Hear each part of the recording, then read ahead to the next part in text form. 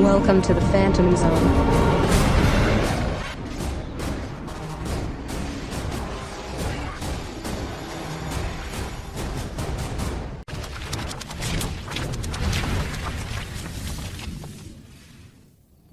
And now, comics.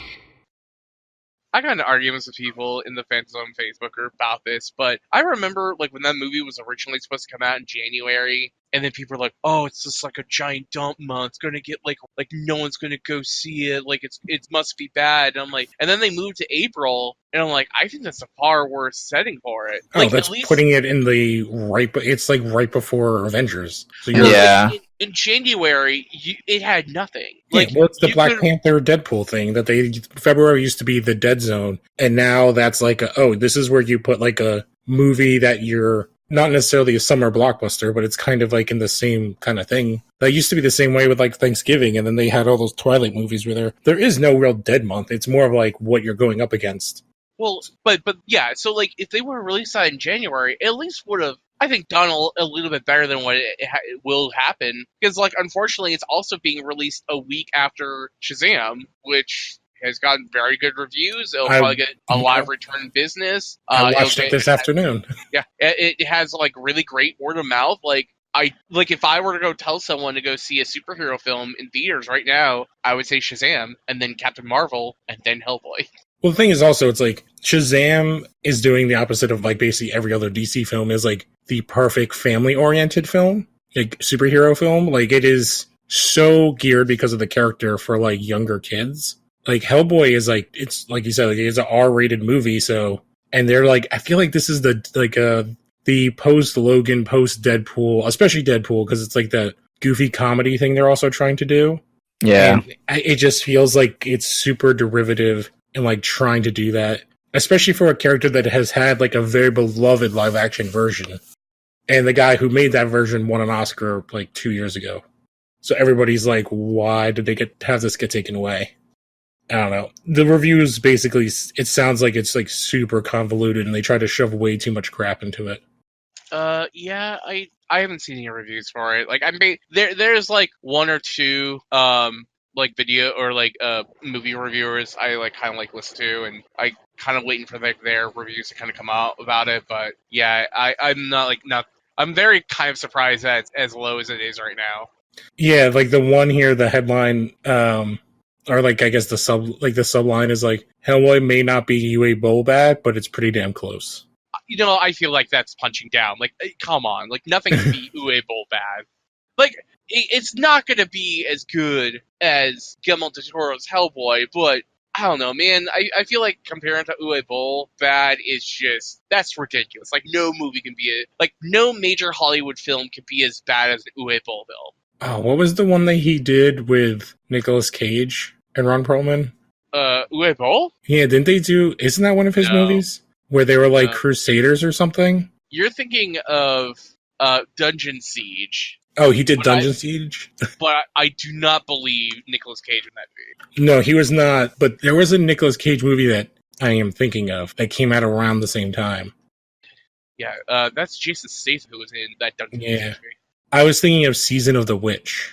Oh, that's like a Disney movie, right? No, you're thinking of the Sorcerer's Apprentice. I am thinking of Sorcerer's Apprentice. No, Season of the Witch is where Nicolas Cage and Ron Perlman play Crusaders, and there's literally no one else in this movie except for a tiny cameo from Christopher Lee. And it's it's like another movie that's filmed in like some Slovakia in like Eastern Europe. It's Dominic Sena. Yeah, I'm looking at this guy's filmography. Like, he did California, which... Yeah, he has a ton of awesome films. He has Swordfish and Gone in 60 Seconds. Yeah, Gone in 60 Seconds, Swordfish, and then he did Whiteout, which wasn't a very good adaptation, and then Season of the Witch, and then Nothing Sense. Yes, because that movie was... I'm like, wow, that guy like burned out fast. Yeah, it's like the second or third movie they did on How Did This Get Made was Season of the Witch. And it's literally just like, oh, this was a movie to like funnel drug money through because it makes no sense of why it's made. Yeah. All right, but let's jump. So we were talking about before we started recording a little bit about this Cowboy Bebop thing. I was a huge fan when it was first on like Toonami way back in the day. I think this cast is pretty cool. Like, obviously, no John Cho, and the one dude was from Luke Cage, and I loved him in Luke Cage.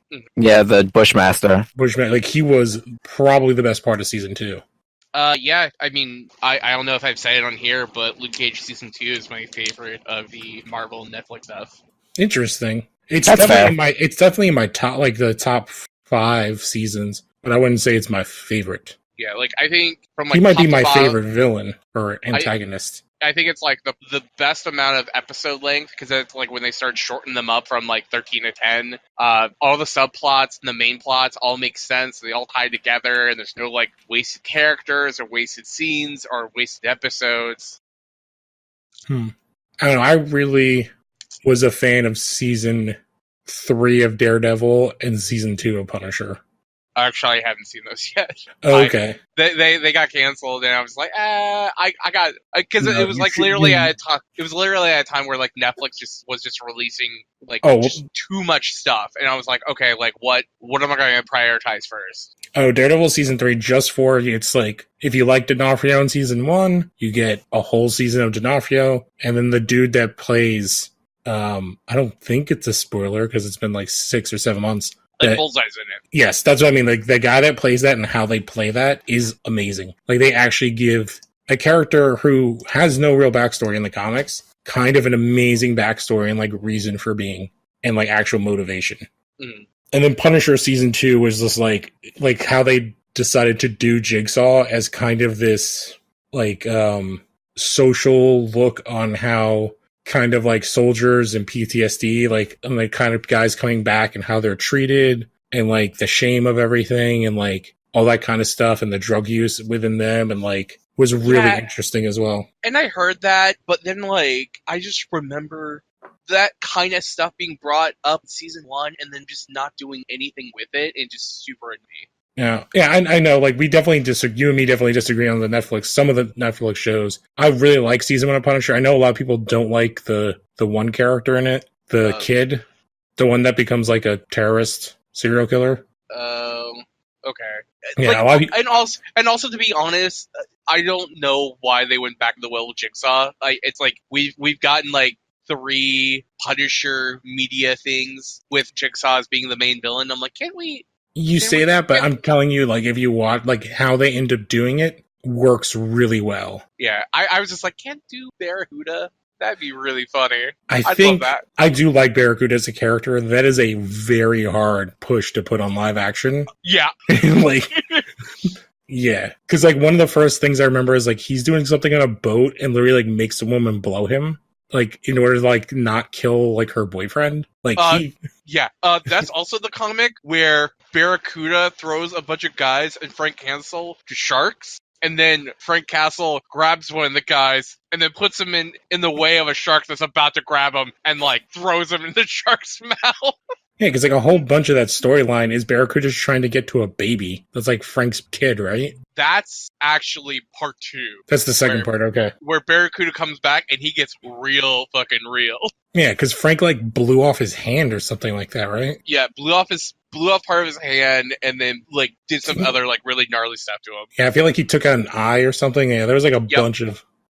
yeah, so, like, the Cowboy Bebop thing is cool. I think it's interesting. I think of, like, a lot of animes is probably one of the easier ones to adapt. Because the hardest part's going to be, like, the slight sci-fi stuff, but it's really, like, a character-driven show. Mm-hmm. It kind of doesn't have the hang-ups. I think, like, a lot of people get turned off with anime.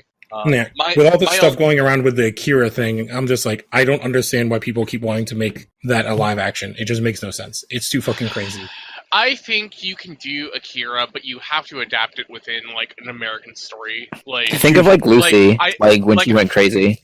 Like, I know that people are like, well, it's not even going to be set in Japan. I'm like, well, why would it be? Well, did you see, like, the synopsis that came out that apparently is the synopsis for the movie? I kind of don't trust, like, any kind of, like, solid reporting on what that movie is until I start hearing that, like, people are filming.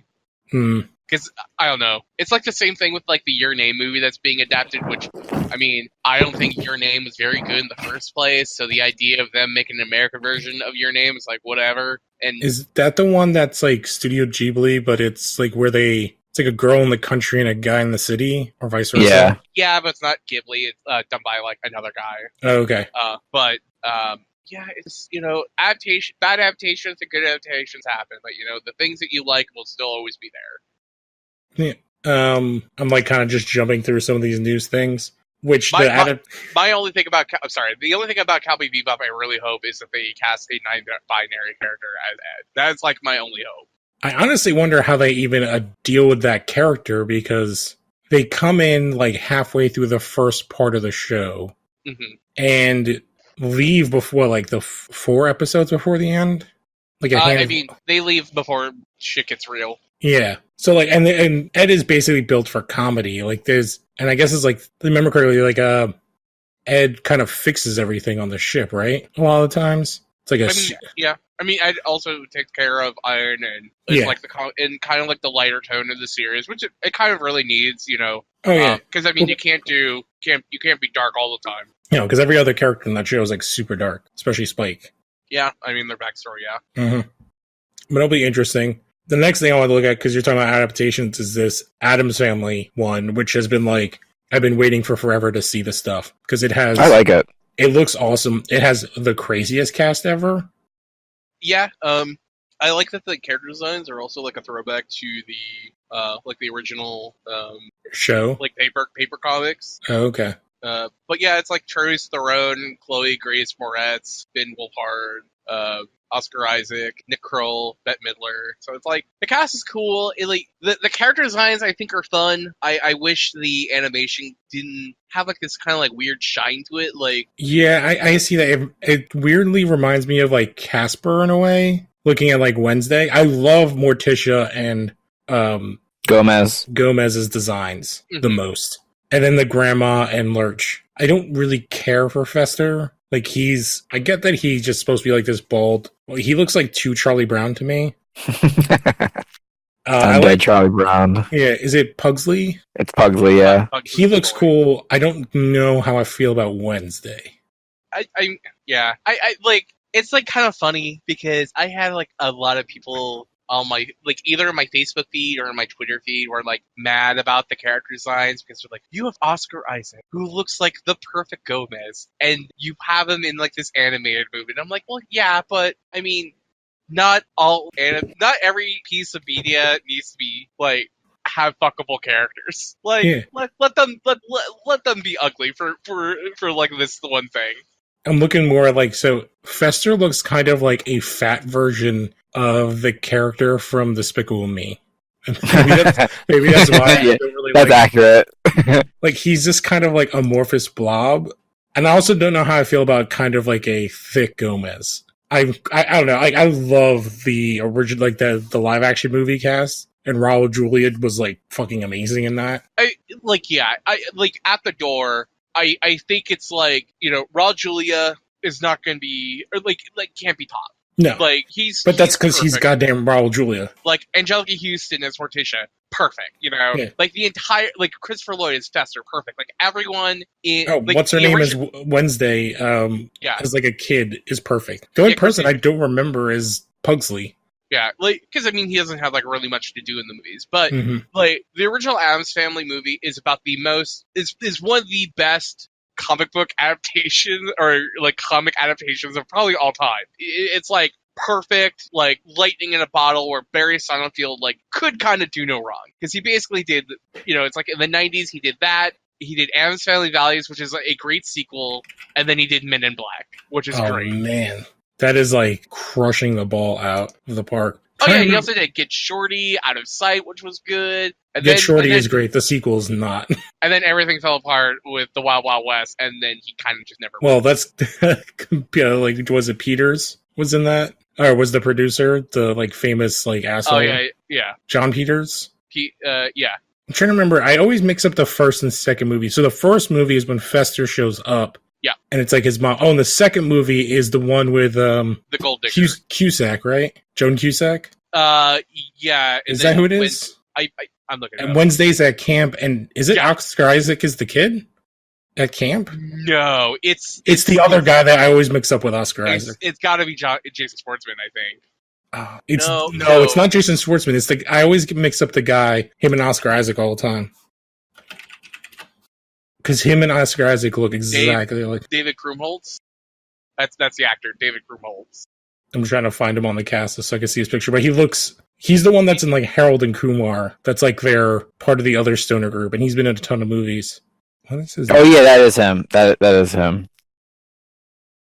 Yeah, he's been in like a ton of things. He's like a discount Oscar Isaac. Oh, he's in the Ballad of Buster Scruggs. Yeah, he's been in a ton of stuff, but he's in like I always mix him and Oscar Isaac up because they have very similar looks. Mm-hmm.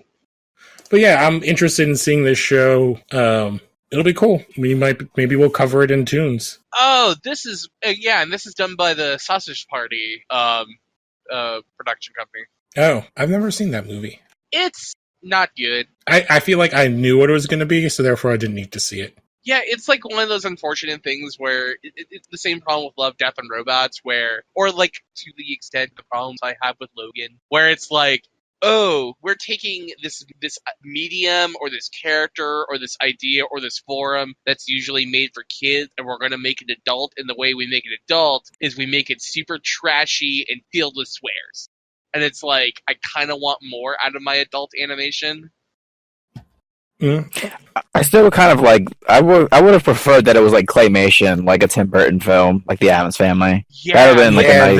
That would have been awesome. That would have been like a good. So expensive though, isn't it? Well, yeah. Honestly, like the character designs for this like would work way better as a Leica movie than a CGI movie. Yes. Yeah.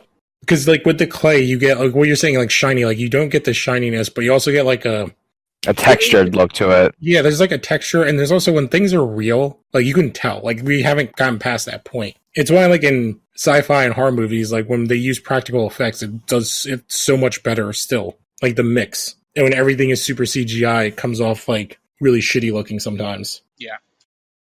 So I'm going to jump to the next thing because we were talking about Shazam. So like I said, I just watched it today, and apparently they're supposed to be filming Black Lightning sometime this year. Black Adam. Black Adam. Sorry, same universe technically.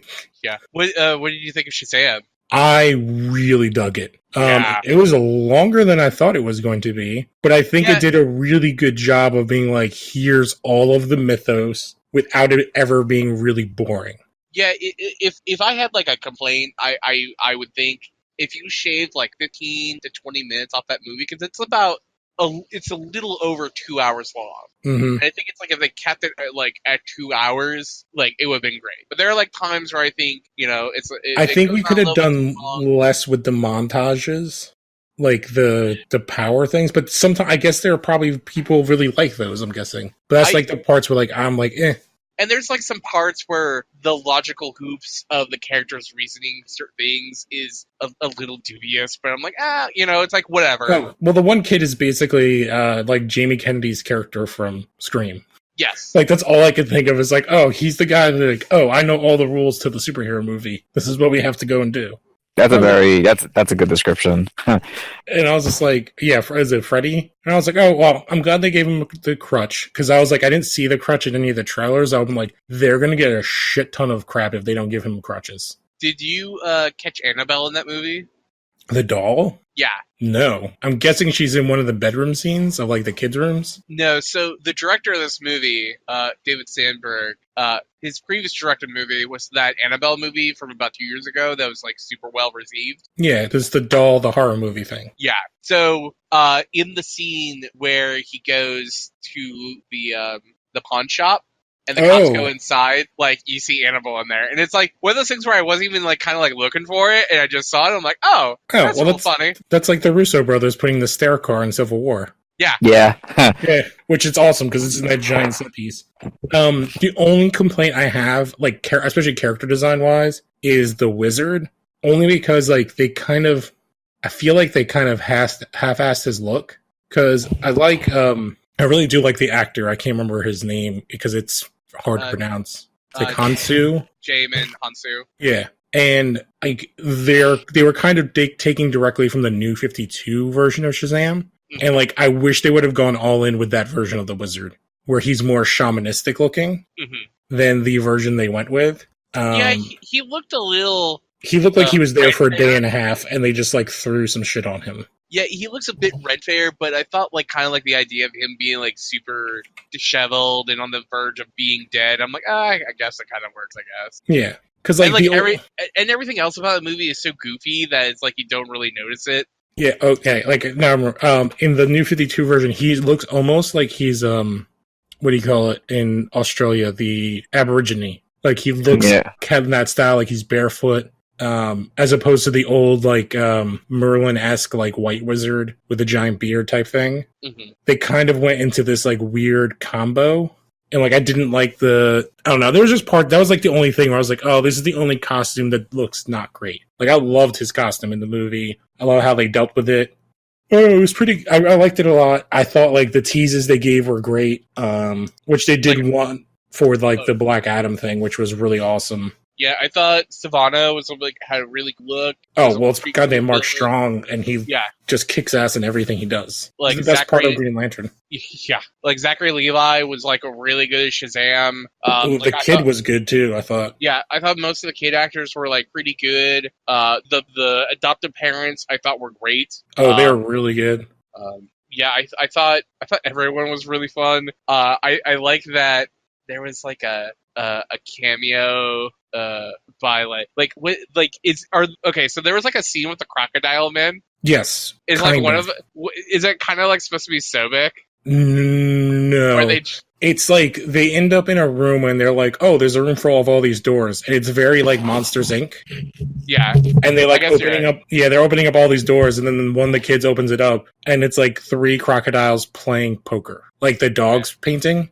And they forgot. I think it was more like the doors opening was showing these like the other kingdoms, like the other parts of like the world. So like it's the animal world. There's like there's like a ghost world. Yeah, I thought those are the only ones I remember them showing. And the really cool thing about this movie is that they have like a ton of stuff that happens in that movie that they do not spoil in the trailers, which I thought was really nice. Oh no, most of the trailer stuff is like the scenes of them dicking around, and they show like very little from the movie of like, especially like of the fight scenes, because I think the fight scenes aren't even the stuff I really enjoyed. It was more of the build, like the people, like especially the scene with the hell you call her, the social worker talking to Billy, and how that kind of plays itself out in the end was heartbreaking. And I was like, this is the best part, and that's where I was like, oh, this kid can actually act.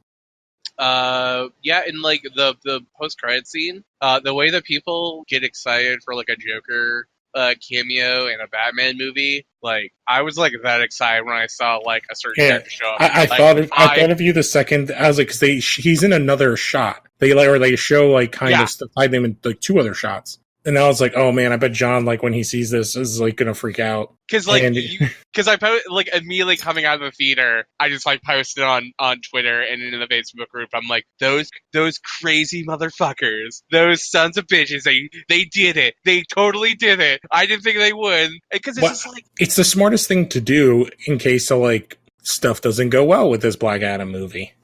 Yeah, and you know, or if it just never happens. I mean, that might also happen. But you know, it's like we don't have like a whole lot of Shazam villains, and I'm really glad that we're doing them. Yeah, well, there's like a couple. Mostly, it's more of them like because they're very goofy characters, like they're kids. So most of the stuff should be them being like, if it's not like one of these 3 characters, it's them trapped in one of the other worlds, or it's like them fighting Sabek or Sobek or I don't know, Mr. Adam. Mr. Adam has a super cool look, so I would love for if they did Mr. Adam. He's like the old robot that looks like a bullet. Oh, yes. I know what you're talking about now. Yeah, there's plenty of different things. I did think it was interesting how much they tied it in to the DCEU. I guess they couldn't not, like they had already been filmed, like, way before, like, kind of shit hit the fan with that, but, like, it's, like, pretty decently tied into everything. Yeah, I think it's like if this is like I mean, to be honest, Shazam kind of feels like what early Marvel felt like, where, you know, it's like you had your Iron Man movie, your Hulk movie, your Thor movie, and like some elements would kind of like work their way into it, but it feels like a kind of a little bit more organic. And I mean, sure, like the things that came before Shazam we're not great, minus Wonder Woman, but it's like Wonder Woman and Aquaman and Shazam's now good. Like, I still haven't seen Aquaman, but I've I heard have people not either. I've heard good things though. I've heard people like are really, really like that movie. So it's like, you're building up a really good foundation that you can do something later. Yeah, it's what they should have done from the jump. Right. They weren't patient enough for that. They just wanted the money. Yep. I feel like they were basically they were trying to strike where the iron was hot and just like throw out as much as possible and hope something landed. Oh, I think that they thought the comic book thing was going to go away quick. Yeah, that's why they threw out everything they could. There's just make a Justice League without a base, which is wrong. I honestly think that they thought the brand was way stronger and way more well known than the Marvel stuff, and that's why we could do a Superman movie and then go straight to a Batman movie and then straight to a Justice League movie. Well, they're right with those characters. Yeah. If it would have made more sense if they would have made a Wonder Woman movie, an Aquaman movie, a Cyborg movie. I guess that's if they wanted him in it, and then just had Batman and Superman show up in Justice League, like the opposite of what they did with Justice League. Because you don't need to ever do a movie with Batman or Superman really ever again. We know those characters. I mean, I think also you could Man of Steel and Batman v Superman could have been good in a parallel world where Zack Snyder was involved. Yeah. I think I was gonna say a Zack Snyder Batman movie could have worked, but I'm still I'm not a huge fan. We could maybe talk about this because it could be our question at the end. Is the heroes killing thing. I know it was a couple weeks ago when he did his stupid thing, but I don't know. I have some thoughts on it, and I get that it hasn't been done. It's only been Batman killing people in all the movies, but it's still just a childish way to be well, what else do you want to do? I'm well, we did this in the comic books. We had Azrael as Batman after Bane broke Bruce's back. Well, it's also just it's a really kiddie idea of well, how else is Batman supposed to go and beat people? And I'm I don't know, man. It's not real. Write it. You saying how is else do is saying that either you're too lazy to come up with an idea or you're not good enough. There's always a way because it's not real. You can write it. It's not real life. Well, he didn't kill everyone. He would basically just intensive care or brand them once he takes them out. Yeah. Well, in the comics or the Arkham games, it's he just brutally maims people. He's not killing them, but doesn't mean that they're ever going to walk right again. I mean, in those Arkham games, there's some there's casualties. They just don't show it. If you kick someone off the roof, they're not coming up. Well, I do in the Spider-Man game, if you do that, if you swing around the building, they're webbed to the side of it. Yeah. They actually make the effort to do that. Yeah, I thought that was pretty cool. There was a talks about a deleted scene for the Batman that popped up today. It was I see if I can find it and I'll post it in the chat, but it was there was a deleted scene of him hunting down a child abductor and just stabbing him with a batarang. Is it the one where he carved the bat symbol into his head? No, I remember hearing about that before it came out. Yeah, I'll see if I can find it so I can post it in the chat. But it was he just hunts this guy down, just stabs him in the chest with a batarang. All right. So while you're looking at that, we can pop onto these actual two comic book stories. So the one I know is close to your heart, John, which is Remember a couple of weeks ago when I was talking about how I met someone at Emerald City Comic Con, and they were "Oh yeah, there's 2 series for Young Animal that are completely in the can, but they're just waiting for Doom Patrol to get ready." Yeah, and that got announced. Was it yesterday? It's today. Today. So Young Animal's back. We're back, baby, and they have 3 books. One is Doom Patrol, Weight of the Worlds, going to be written by Gerard Way and Jeremy Lambert. Art by James Harvey, followed by Doc Shaner, Nick Hara, Beck Loonan, other people with Nick Derringer doing all the cover. And it's that is great artists. The synopsis for the book is Gerard Way and the world's strongest superhero return. An all-new series takes them beyond the borders of time and space. Doom Patrol will go on an epic road trip around the solar system, facing off against the unusual and bizarre, including the fanatical fitness fiend of Planet Orbitus and the Marathon Eternal. Big changes are coming for these unusual heroes, including Robot Man coming to terms with his new life as a human. Because Robot Man's now a human. That's kind of an interesting take. It happened at the end of Milkers. Oh, I do have to go back and read that because I have mixed sometimes I like Doom Patrol stuff and sometimes I'm not a huge fan. So I was talking before the chat that I like War of Realms, and it's probably going to be like the most. It's like I'm going to probably continue with it. It's probably the first time I've been into it, and then book says Milk Wars, and I love Milk Wars. yeah, I didn't read any of the Milk Wars stuff, but like since you've been talking about it, I know I should. All your other recommendations, I've been really enjoying.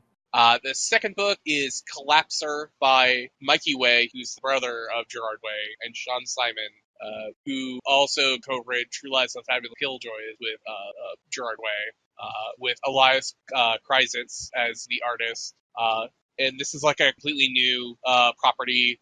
Liam James is a wannabe DJ whose life goals are almost completely dashed by his crippling anxiety until a package arrives in the mail containing a black hole that gives him amazing power to draw him into a cosmic conflict far beyond anything ever imagined. But Liam will discover that when it comes to life, love, mental health, and superhero responsibilities, there's no such thing as a quick fix, and that power comes at a cost.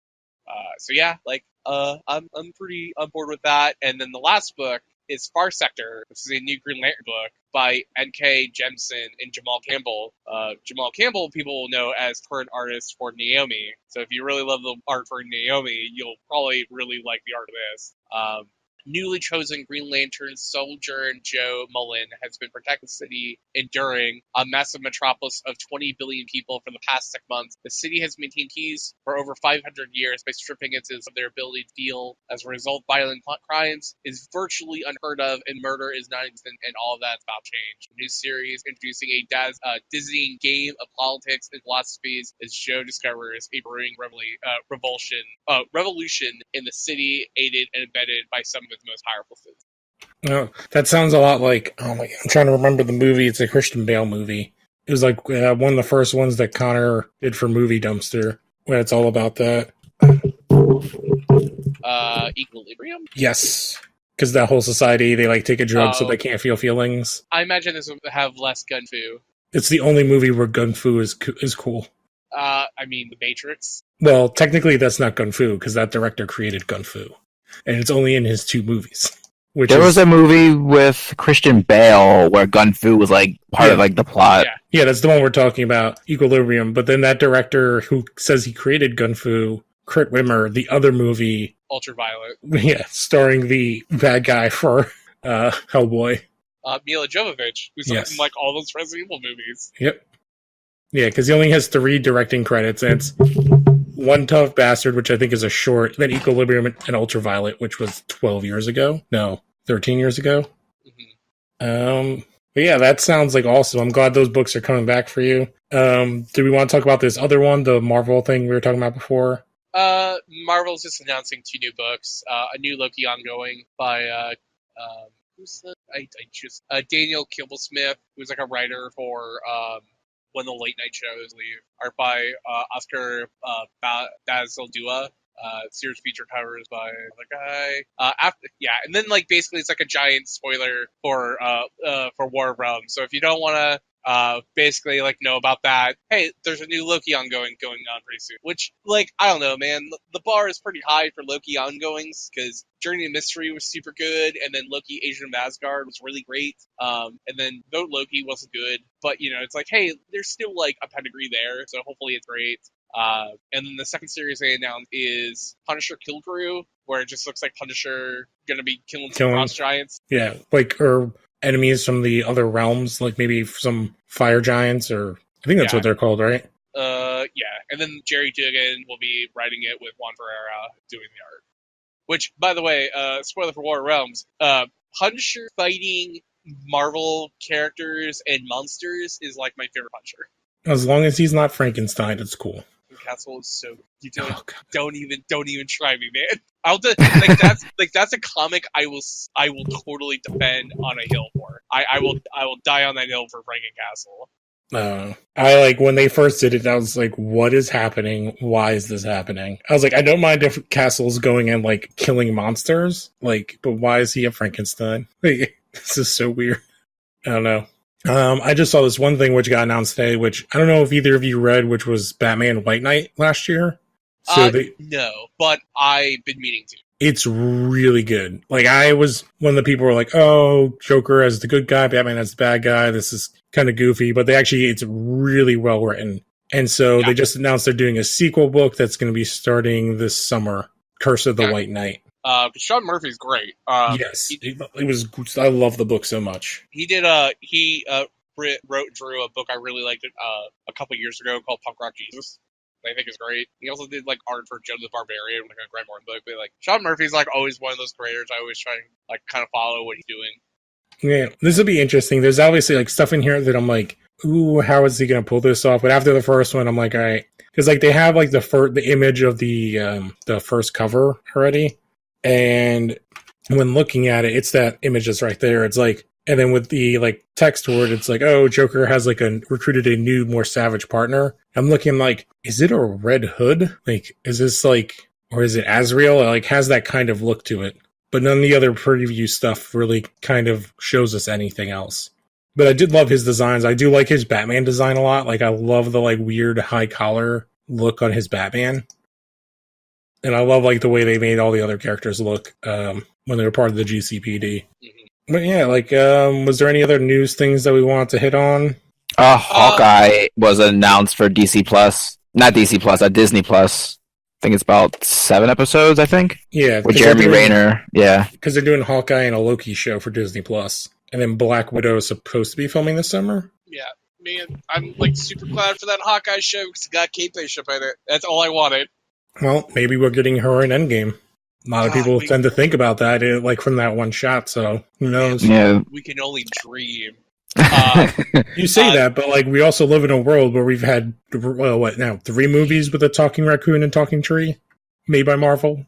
Well, it's like the idea of like Kate Bishop or having Kamala Khan or like these characters like show up in the film shouldn't be as ridiculous as a talking raccoon and tree man. That's true. Hopefully, with all these old people moving out, we get like some of these new characters show up. Yeah, it seems like it's been their plan for a while, so we'll see. It's so crazy that that's only a couple weeks away. The one story I wanted to talk about is the one bit of manga news that came out this week is that Kodansha is finally bringing over Saint Youngman, which is a comic I've been like eyeing for like a while, hoping it was going to come out in the States at some point.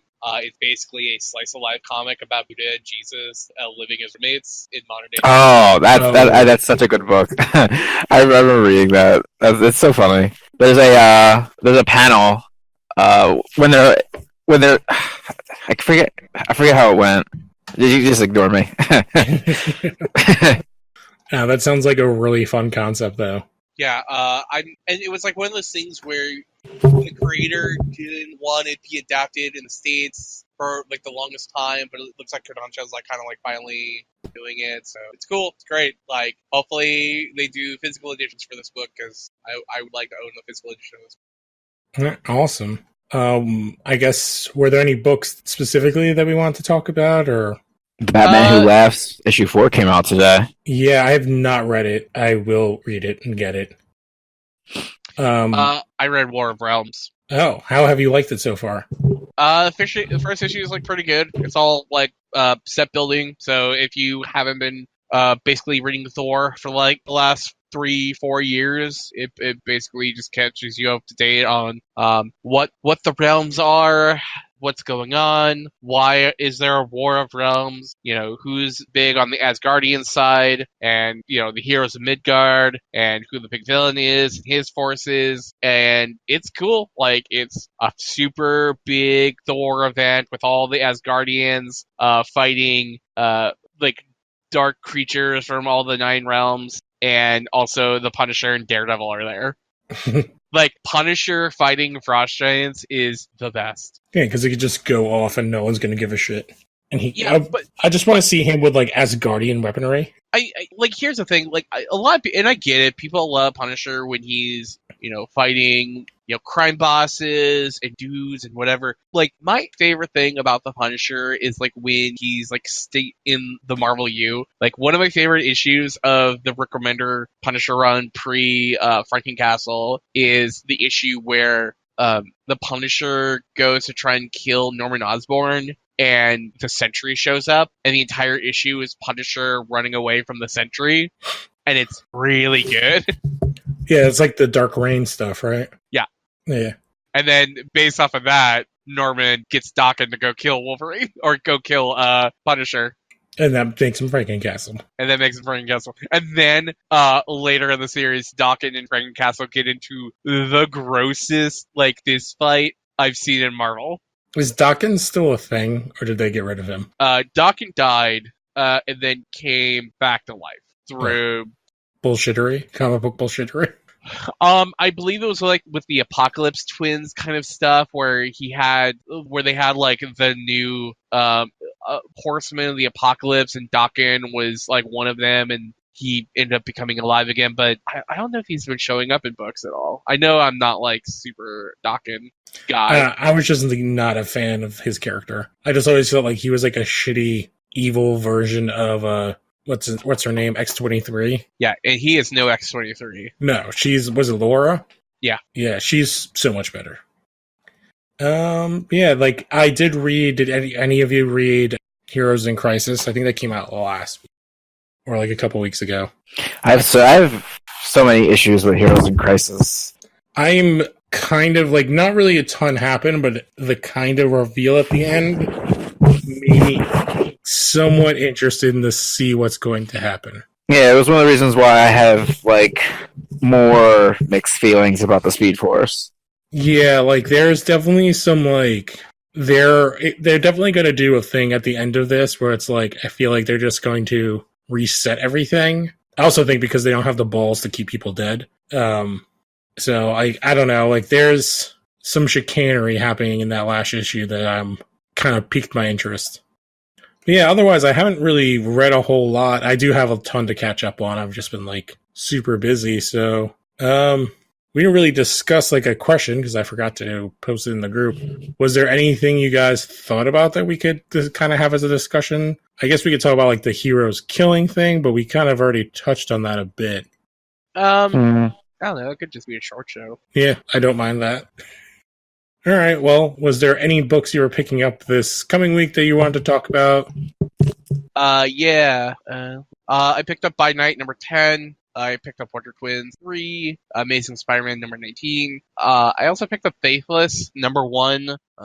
Grab it here. It's a dark erotic comic from Boom Studios by Brian Azzarello and Maria Lovett. And there was supposed to be a really cool it's in a plastic bag with a black thing over it. It says erotic cover by Tula Lottie. Who Tula Lottie is really good. She did some issues of what is it called? Batman. Faithless? Called Faithless. Yeah, the thing I'm looking at, they actually have it blocked out. Yeah. I'm gonna have to Google this cover. The way you make love is the way God will be with you, is what it says in the book.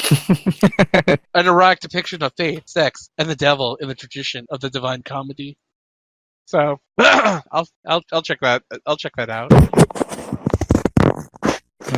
Yeah, I have a couple things coming out. Like Ryan said, The Batman Who Laughs. The only other book that's that dropped this week that I'm really into is Detective 1001. Because I'm interested to see what they deal with the Arkham Knight stuff. Your favorite character, John? What was that? Issue 1001 of Detective. Oh, with the Arkham Knight? Yeah. I just want to see how they play that out. Because 1000 was kind of it's a special... I mean, to be honest, it's just how they did Action Comics, where, the entire book was a celebration with all these different creators who worked on the book, and then the last, 5 pages is, Ronald Czar... Is this the other cover? Because if it is, I don't understand why that's in a black bag. Oh no, that's not the one. That's the regular cover. Oh, okay. I'll pull it out of the bag and I'll probably post it in the chat at some point. His name's not Ronald, right? Who? And the guy who actually destroyed Krypton. His name's not Ronald, right? Ronald Czar. I think it's Ron L. I don't know. I have not been reading the Superman books at all. So hey, Ron McDonald killed your planet. But no, I think it's pronounced Ron L. How they have what is his name? L. That knockoff. But oh, I think I found. I'm obsessed with finding the cover image. Is it this? I don't think so, but that's a cool cover. I don't even know what this is. I just searched Faithless number 1. Okay, I'm gonna open up this cover. I need to know what's in the black bag. What's in the bag? Yeah. I mean, I looked at erotic comics all day today, so it's not I'll see anything super mind blowing. Oh, I know. And there's nothing that Americans can do that the Japanese haven't done and done with tentacles. Oh my god, I happen to read one for work right now. War of the Realms. War of the Realms: Journey into the Mystery issue 1 came out today as well. Oh yeah, the McElroy book. Yeah, it was actually like pretty good. It's more of there's like some big spoilers in there for like War of the World, like the actual like main story, but I can't really get into that. But it has some interesting team composition building in the book, but Wait, I don't want to get too much into that. okay, children, get ready to shield your eyes if you don't want to see this. It's actually like it's like not bad art. Did I not press? Did I not press the thing? No, I don't, updated. I don't see anything. Ah, there we go. Oh, interesting. The artwork's good. Yeah, Yeah. well, it definitely deserves to be in a black bag. Whenever you can see a butthole. Yeah. Yeah, the interior art's like pretty cool too. I wonder if my local comic book shop would even sell that.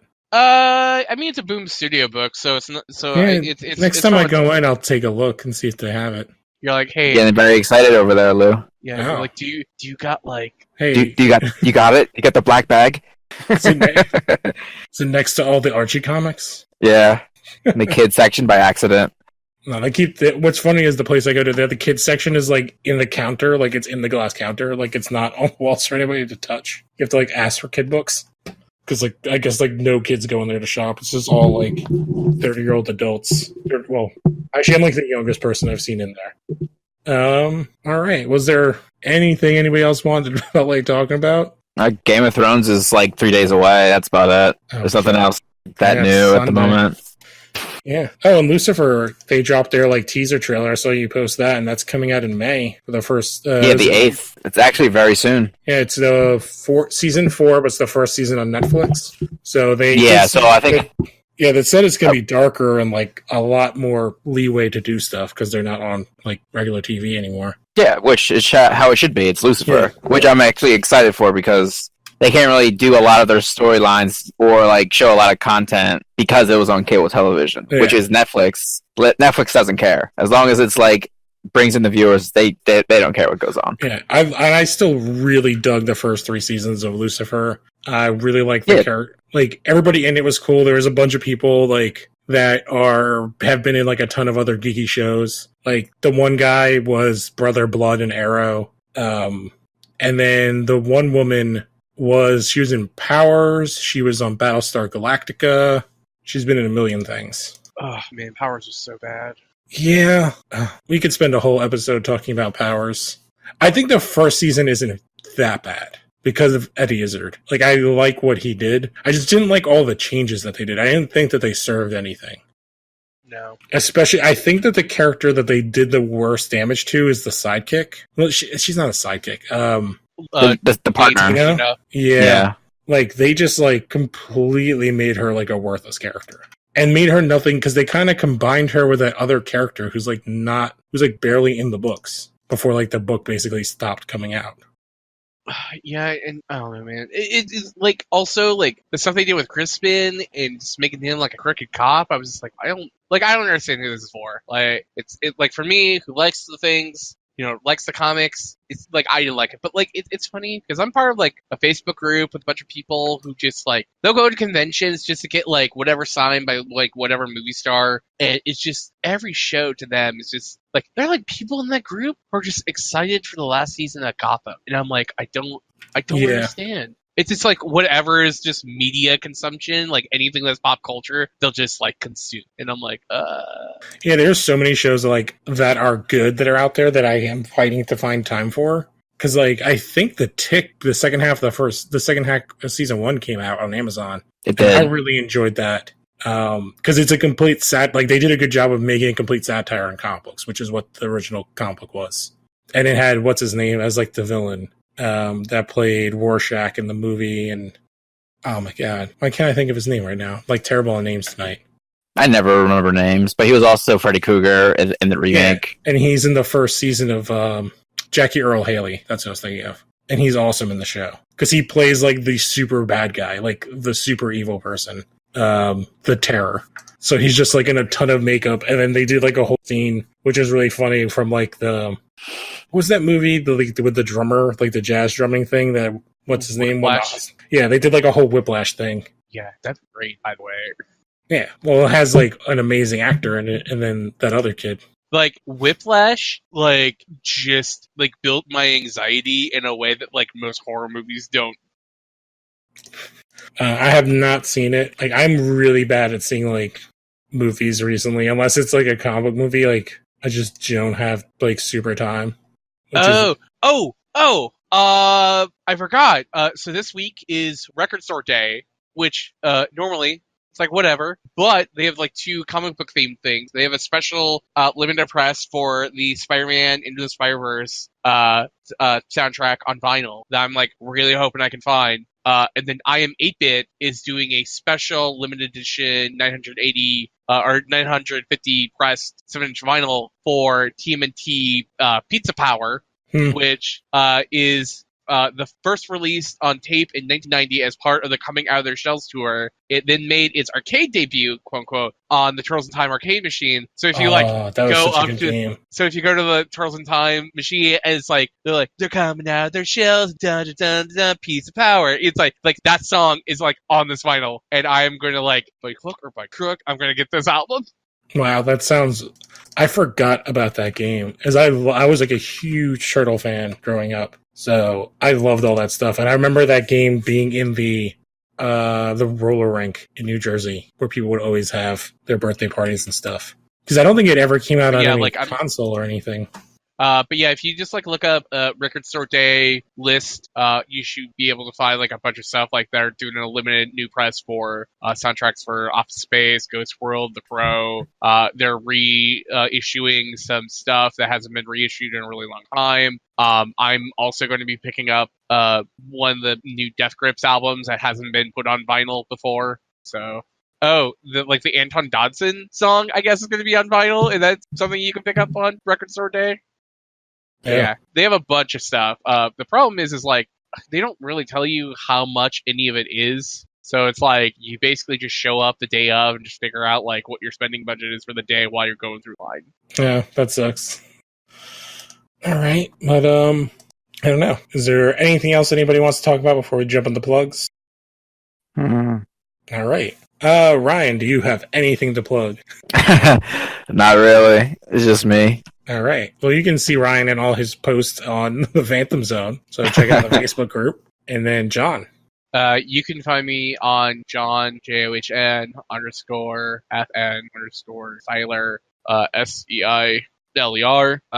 Where you can see me like talk about like either books we're releasing, or stuff I'll pick up for Record Store Day, or whatever I'm doing on my birthday this weekend, which is probably going to be a whole lot of nothing. Oh, well, preemptive happy birthday. Oh, thanks. How you can be 34 or 33? Me? Yes. I'm going to turn 30.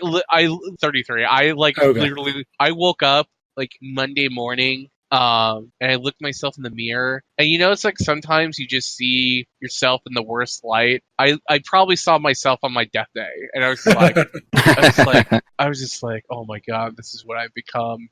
I'm just gonna go back to bed. I totally get that. All right. I interrupted. Was there anything else? No, pretty much is that. That's it. All right. Well, either of you could have mentioned that we also did a podcast this week for Legion of Tunes, where we watched Undergrads. Well, I mean, we gotta give you something to talk about. I have too many podcasts to talk about. But our next pick was Ryan's pick, and what was the show we were watching? Welcome to Eltingville. Yeah, so that will be hopefully in 2 weeks, if we can just try to stick on a schedule for once. I mean, Eltingville is only like a half an hour long, so it's like it's not like there's a huge lot of stuff to watch for it. Yeah, I know. I also like if people want to read it, I also posted it up in the chat, and people who are listening to this can also check it out. There's like a really good comic that came out a little bit like a time after Eltingville Club that's like within the same vein called Gun Show the Anime Club, that's done by Casey James. A lot of people know Casey James is the guy who drew that comic of the dog in the room with fire, and he's like, it's fine. Okay. He basically did a comic about 4 elementary school kids who are just, or middle school kids, I think, who are just like huge anime fans, and it's basically just an anime fan version of El Tequila Club. All right. And then on Tuesdays, me and Alan do Smallville Chronicles, which we have to get you on at some point, Ryan. Maybe you'll be on for the season 3-4 like special episode. John was on the last one. And we are coming to the end of season 3, like real soon. I think we only have like a couple more episodes left. And then How's Clark Kent going to address his friend being part of a cult? Is that her address? Well, she's been part of it for a while. She just recently pled guilty. She was actually introduced slavery. to it. She was introduced to it by a slavery charge. Fellow co-star Kristen Kirk. That's how she actually got in. But then Kirk kind of like didn't go to the next level. Superman had all the power to stop it, and he couldn't. Yeah, it was funny because there was a post that like Tom Welling was like willing to bring back Smallville for like a special, and I was like, she just lost her chance. Yeah, well, almost everybody from the show, except for like 2 people, have done like the CW stuff, except for him and Rosenbaum of like any sort of importance. Because like the woman who played Lois Lane has been on Supergirl. The woman who played Supergirl has been on. She was on season 1 of Supergirl. Yeah, anybody that like wouldn't. Either it's not dead or is like too busy, because like Lionel Luthor was in Shazam. I would like Rosenbaum to show up. That'd be sweet. Like in any CW show, just like give him like a villain character. Yeah, like that would be awesome. I still haven't not watched an episode of the Supergirl with their Lex Luthor yet, which I have to do. He actually looks like pretty good from like the trailers. I've been like holding off on. I have like so much to catch up on. But like he actually looks like menacing, especially from like 2.5 Men. Mm-hmm. He had that character and that persona, but like he looks menacing. Yeah, so we got that, and that pretty much wraps it up. So we will catch you guys next week. Adios. Later. See ya. Welcome to the Phantom Zone.